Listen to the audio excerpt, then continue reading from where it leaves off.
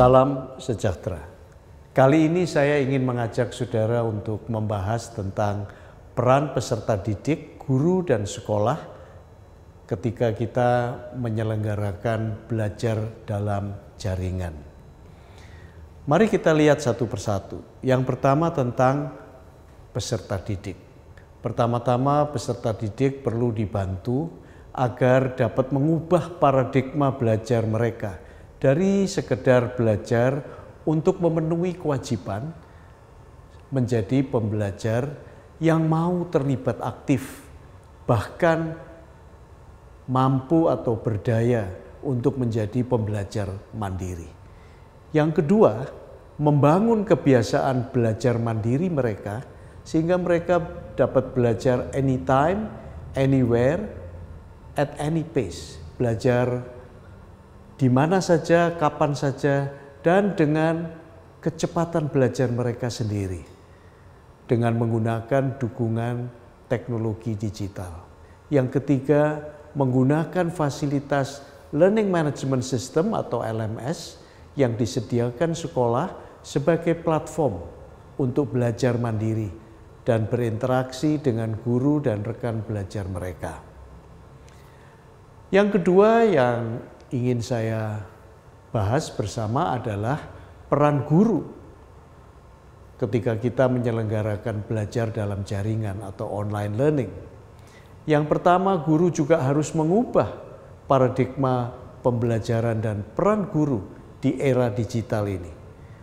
Yang kedua, mereka harus membangkitkan minat belajar anak didik, memberikan bimbingan dan memberdayakan anak didik agar mampu menjadi pembelajar mandiri yang tidak sekedar belajar untuk memenuhi kewajiban. Nah, di dalam hal ini tentu saja guru harus memberi teladan. Bagaimana guru juga mempunyai minat, menunjukkan passion, rasa tertarik terhadap mata pelajaran atau ilmu pengetahuan yang diajarkan. Yang ketiga, ini adalah satu peran guru yang cukup baru, yaitu merancang peta perjalanan pembelajaran yang dilengkapi dengan 3 hal.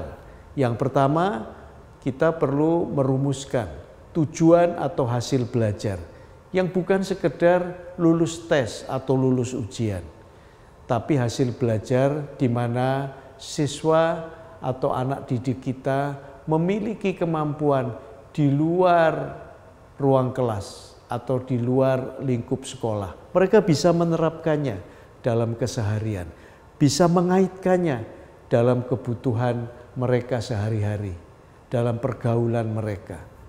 Itu adalah desiring learning outcomes. Yang kedua, kita sebagai guru juga perlu menyiapkan instrumen dan cara melakukan assessment untuk mengumpulkan bukti pencapaian hasil belajar, evidence of results.